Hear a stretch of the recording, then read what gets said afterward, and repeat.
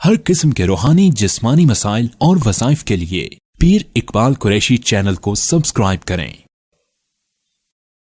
नहमदुहु व नुसल्ली व नुसल्लिमु अला रसूलिहिल करीम, अम्मा बादु फ़अऊज़ु बिल्लाहि मिनश शैतानिर रजीम, बिस्मिल्लाहिर रहमानिर रहीम।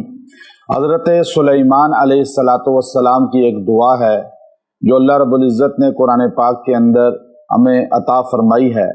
अगर कोई इंसान कोई भी मनसब, ओहदा या रिस्क चाहता है और ऐसा कि जो आज तक किसी को नहीं मिला या बाद में किसी को ख़ास तौर पे वो मकाम मनसब नहीं मिले और इसको मिल जाए, तो अल्लाह ने वो दुआ हमें कुरान पाक में सिखाई है।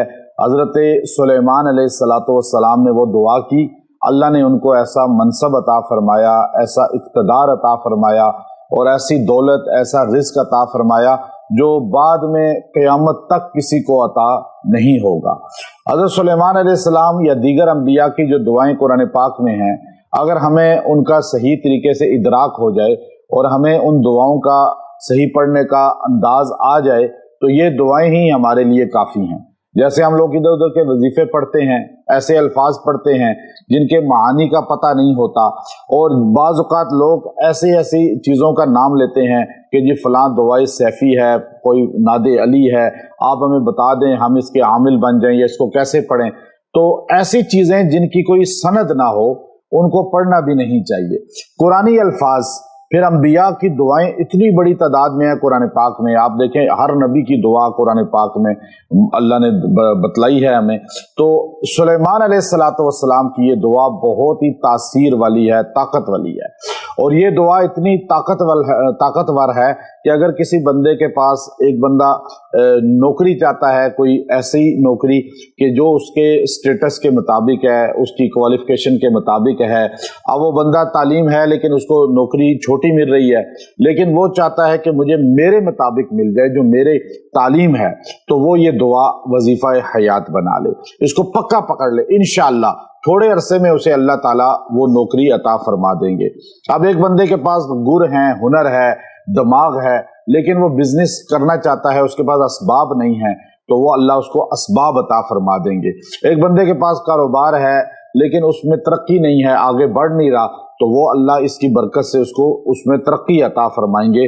या इसी तरह जो है, इंसान कोई ऐसा इक़्तिदार चाहता है, इख्तियारात चाहता है, वो इलेक्शन लड़ रहा है या कोई और मामलात हैं, अल्लाह इसकी बरकत से उसे ऐसा इक़्तिदार देगा जिसमें इज्जत होगी और बुलंदी भी होगी। यानी ये दुआ आप समझ लें कि सारे मसाइल को हल करने के लिए अल्लाह ने गोया के हमें अता फरमाई है। अब ये उम्मत मुहम्मदिया पे एहसानात हैं अल्लाह के कि अल्लाह ने किसी नबी की उम्मत को इस तरह वो इसमें आज़म वाली दुआएं नहीं दी जो नबियों ने अल्लाह से मांगी, और अल्लाह ताला ने उनको फौरन मकबूल फरमा कर वो चीज़ अता फरमा दी। गोया कि वो इसमें आज़म हो गया और वो नबियों की ख़ास दुआएं हो गई। अब आप जैसे मेरे पास आए हैं, मुझे आप पूछेंगे जी आप हमें वो ख़ास वजीफ़ा बता दें। बड़े बड़े आमिल आते हैं, बड़े बड़े लोग आते हैं, अहले इल्म उलमा भी कहते हैं जी वो हमें वजीफ़ा बता दें जो आप ख़ास तौर पे करते हैं और आप हर तरफ आगे माशाल्लाह बढ़ते जा रहे हैं, तो ये आप हमें ख़ास बता दें। अब लोग हमसे पूछने के या इस तरह किसी और बुजुर्ग के पास जाते हैं, उससे पूछने के लिए हर इंसान तको-दो में रहता है। अल्लाह का कुरान खोलें, आपको कायनात की सबसे अजीम हस्तियां अंबिया अलैहिस्सलातु वस्सलाम की दुआएं मिलेंगी। लेकिन सिर्फ जो है, असल में कमजोरी कहां पर है कि हम कुरान पाक पे गौर नहीं करते। अल्लाह कुरान में कहता है अफला यतदब्बरून अल कुरान, तुम कुरान में तदब्बुर क्यों नहीं करते। अब ये कुरान पाक ऐसा तदब्बुर वाली चीज है कि आप अगर सारी जिंदगी कुरान पाक के इल्म पर महारत हासिल कर लेना, तो इमाम राजी रहमतुल्लाह अलैह जैसा बंदा जो तफसीर का एक बहुत बड़ा पहाड़ है, अल्लाह ने महारत दी है, तो वो इतनी किताबें लिख दी, तफसीरें लिख दी, लेकिन आप फरमाते थे मैं जब कुरान खोलता हूं मुझे नया इल्म निकल आता है, नई चीज मुझे मिल जाती है। तो आप और मैं तो जानते ही कुछ नहीं है, हमें तो आता ही कुछ नहीं है, तो हम कुरान खोलते भी नहीं है कि हमें कुरान से कोई फहमी हासिल हो, कुरान फहमी। अल्हम्दुलिल्लाह मैंने इसीलिए कुरान पाक की आयात और उनका तर्जमा और उसका वजीफा ये अल्हम्दुलिल्लाह बताना शुरू किया, और हमने इस पर मजबूती से कारबंद हुए कि सिर्फ लोगों को अल्लाह के कुरान से जोड़ना है, कुरान فہمی حاصل کرنی ہے۔ اس قرآن فہمی کا یہ فائدہ ہوا کہ اب بڑا طبقہ ایسا ہے جو لاکھوں کی تعداد میں ہے جو قرآن پاک سے جڑ گیا ہے اور قرآن پاک کے ترجمے کو سمجھنا شروع ہو گیا۔ اب آپ دیکھیے یہ ایک آیت ہے جو دعا ہے حضرت سلیمان علیہ الصلاۃ والسلام کی، اور ایک آیت جو بندہ سیکھ لیتا ہے، بخاری شریف کی حدیث ہے، اللہ تعالیٰ اس کو 1000 جو 100 نوافل کا اجر عطا فرما دیتے ہیں۔ تو ایک آیت یہ چھوٹی سی ہے، دعا اتنی مضبوط ہے کہ یہ دعا پڑھنے والا محروم نہیں ہوتا۔ آپ اس کو اگر یقین کے ساتھ پڑھیں گے، دو چیزیں لازمی ہیں، ایک یقین ہو جو چیز آپ پڑھ رہے ہیں کہ میرا اس سے کام ہو جائے گا، اور دوسرا یقین ہو کہ جس کی یہ بات ہے وہ سچا ہے، بہت اس پہ مجھے اعتماد ہے۔ اب یہ کہ بات کس کی ہے؟ اللہ کی، اللہ پر یقین مضبوط ہونا چاہیے۔ دوسرا کلام اللہ پہ یقین مضبوط ہو کہ میرا مسئلہ ہی اس سے حل ہوگا، آپ کا کام یوں ہو جائے گا۔ جب آپ دونوں چیزوں میں ڈاما ڈول ہوں گے نا، اب دیکھیں بت کے آگے جا کر ہندو مانگتا ہے، اس کو ہو جاتا ہے کام، کیوں ہوتا ہے؟ کرتا کون ہے؟ اللہ ہی کرتا ہے نا، لیکن چونکہ اس کا یقین ہوتا ہے کہ یہ بت کرے گا اور یہ بھگوان ٹھیک ہے، اور وہ یقین آپ کسی باطل کے پاس، کسی بدعتی کے پاس، کسی غلط عقیدے والے کے پاس جاتے ہیں، آپ کہتے ہیں میرا کام تو ہو گیا۔ اصل میں اللہ فرماتے ہیں، حدیث قدسی ہے کہ میں بندے کے گمان کے مطابق میں فیصلہ کرتا ہوں۔ وہ کہتا ہے کہ جی میرا زمین سے مسئلہ حل ہوگا، زمین سے ہو جاتا ہے۔ وہ کہتا ہے میرا فلاں کافر سے حل ہوگا مسئلہ، وہاں سے ہو جاتا ہے، لیکن اس کی سوچ و فکر اور عقیدہ خراب ہو جاتا ہے، لیکن کام ہو جاتا ہے، آخرت برباد ہو جاتی ہے۔ تو اس لیے یاد رکھیں، آپ یقین اس پہ رکھ کے یہ پڑھیں۔ حضرت سلیمان پیغمبر، ان سے ایک چھوٹا سا مسئلہ ہوا کہ انہوں نے انشاءاللہ نہیں بولا ایک مرتبہ، تو انشاءاللہ نہیں بولا تو اس پر ان کو جو ہے تھوڑی سی افسوس ہوا کہ میں نے یہ بڑا گناہ کر دیا۔ اب آپ اور میں تو انشاءاللہ بولے ہی نہ، ہمیں تو ذہن میں نہیں ہوتا۔ ہمارے جو چھوٹے گناہ ہیں نا، وہ اللہ کی جو برگزیدہ ہستیاں ہیں ان کے بڑے گناہ ہوتے ہیں، ان کے نزدیک وہ بڑے گناہ ہوتے ہیں۔ اچھا، اب آپ نے جو ہے اللہ رب العزت کے سامنے استغفار شروع کی، وہ قرآن پاک سورہ صاد کی آیت نمبر 35 نمبر آیت، آپ نے پہلے اللہ کے سامنے استغفار کی، قال رب اغفر لی، اے اللہ مجھے معاف کر دے۔ اب ایک تو پہلے اللہ سے معافی مانگی۔ اب ہم وہ جو وظیفے پڑھتے ہیں، ہم ایسے وظیفہ پڑھتے ہیں جیسے ہم کوئی چیز پھینک رہے ہیں، ہمیں طلب نہیں ہوتی، اور پھر ایسے وظیفہ پڑھتے ہیں جیسے ہم کوئی اپنا قرضہ مانگ رہے ہیں اللہ تعالیٰ سے، ہمیں مانگنے کا طریقہ ہی نہیں آتا۔ پیغمبر ہیں، خالی پیغمبر نہیں، خالی خود پیغمبر نہیں، بلکہ آپ کے والد بھی پیغمبر ہیں اور رسول ہیں۔ آپ کے والد، آپ سے بڑا رتبہ ہے، نبیوں سے بڑا رتبہ رسول کا ہوتا ہے۔ نبی خود ہیں، والد رسول ہیں، اب نسبت کتنی اعلیٰ ہے۔ تو اب آپ جو ہے اللہ کے سامنے اپنی چھوٹی سی کوتاہی، چھوٹی سی جسے ہم غلطی بھی نہیں کہتے، انشاءاللہ کا لفظ نہیں بولا تھا، لیکن اللہ کے حضور فوراً معافی مانگنے پہ آ گئے، رب اغفر لی، اے اللہ مجھے معاف کر دے۔ اب آپ مجھے بتائیں، اگر میں کہوں کہ آپ میں سے کتنے ہیں جو دن میں استغفار پڑھتے ہیں 100 200 300 400 بار، تو چند لوگوں کے ہاتھ اٹھیں گے۔ ہمیں تو استغفار پڑھنے کی فرصت ہی نہیں ہے، جیسے ہم نے کوئی گناہ کیا ہی کبھی نہیں، اور نبی ہے اور وہ استغفار ہمارے نبی فرماتے ہیں، بخاری شریف کی حدیث ہے کہ میں دن میں 70 بار یعنی لامحدود بار استغفار پڑھتا ہوں، اور قرآن سورہ نوح کہتا ہے فَقُلْتُ اسْتَغْفِرُوا رَبَّكُمْ إِنَّهُ كَانَ غَفَّارًا، تم استغفار پڑھو گے میں تمہارے گناہ معاف کر دوں گا۔ اب آپ یہ دیکھیے کہ آپ نے سب سے پہلے کہا رب اغفر لی، جب دیکھا کہ اللہ نے میرے گناہ معاف کر دیے، اب میں مانگوں اللہ سے، اللہ دے گا، چونکہ جب بندہ بالکل ہر چیز سے، اب آپ نے وہ غلطی جو چھوٹی سی تھی، گناہ تو ویسے ہی نبیوں کے معاف ہیں، وہ معصوم ہیں، تو آپ نے کہا وہ بھی میرے سے جو چھوٹی سی کوتاہی ہوئی ہے شاید اللہ ناراض نہ ہو گیا ہو، تو اس لیے فوراً کہا رب اغفر لی، اس کے بعد اللہ سے مانگ لیا۔ اب پتہ چل گیا کہ اب اللہ دے گا، کیونکہ اس وقت اللہ جوش رحمت میں ہے۔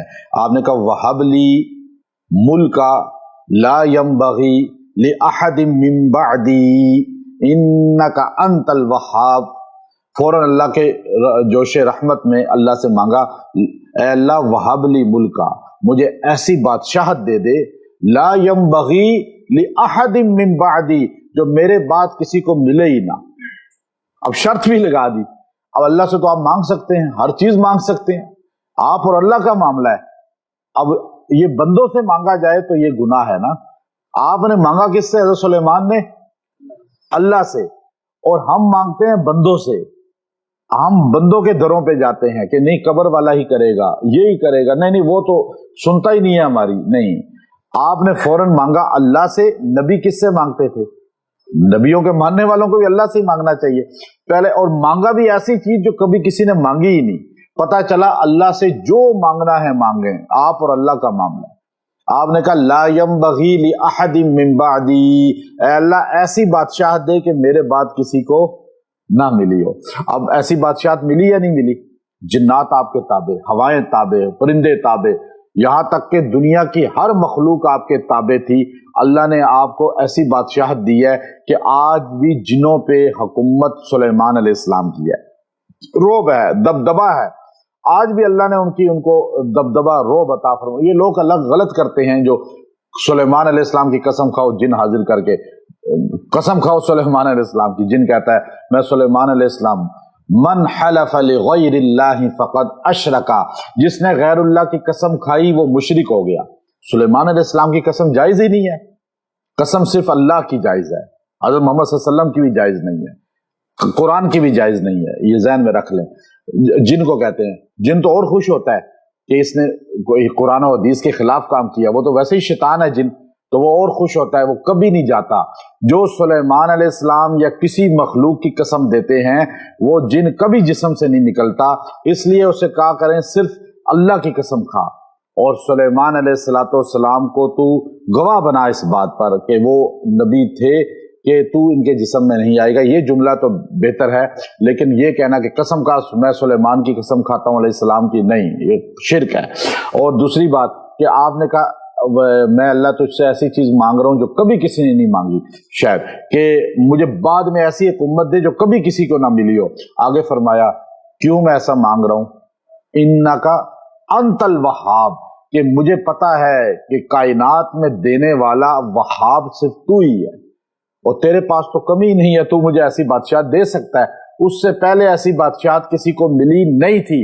ये तसव्वुर था, ये ख्वाब था, ये सोचा जाता था, खाली सोचना भी नहीं जाता था, किसी को पता ही नहीं था कि ऐसी बादशाहत भी होती है। ये जहाज आज साइंस ने बनाया, आप खुश होते हैं। सुलेमान अलैहिस्सलाम ने उड़न तश्तरियां बनाई थी। आपका जो जहाज था उसके 7 लाख कुर्सियां थी। हमारे जहाजों में 1000 से ऊपर है ही नहीं, 1000 से ज्यादा सीटें है ही नहीं। इतना बड़ा जहाज है कोई? 700-600 सीटें ज्यादा से ज्यादा हम देखते हैं। लेकिन हज़रत सुलेमान अलैहिस्सलाम का जो हवाई जहाज था उसके अंदर 7 लाख सीटें थी और जिन इंस हर मखलूक अपने स्टेटस के मुताबिक बैठती थी और सुलेमान अलैहिस्सलाम आगे अपने तख्त पे बैठते थे। और वो महीने का सफर जो है हफ्ते में, हफ्ते का सफर एक दिन में, एक दिन का सफर 1 घंटे में करती थी। और वो जहाज ही है, जहाज महीनों का सफर अब कर रहा है इस तरह। तो ये उसी पर बनाया गया।